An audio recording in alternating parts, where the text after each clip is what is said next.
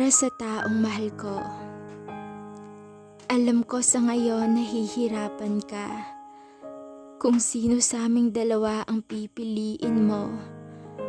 Pero mahal, ayaw ko nang mahirapan ka na pumili sa aming dalawa. Kaya ako nang magpaparaya. Piliin mo siya. Kasi mahal mo siya. Kasi sa panahon na nalaman ko na nag-cheat ka sa akin, alam ko na hindi na ako yung taong mahal mo. Kasi hindi ka naman maghahanap ng reserba kung mahal mo pa talaga ako. Hindi ka maghahanap ng reserba kung mahal mo pa talaga yung una. Kaya kahit ako ang nauna sa aming dalawa, ay papalayain na kita. At kahit ako ang nauna, ay ipapaubayan na kita sa kanya.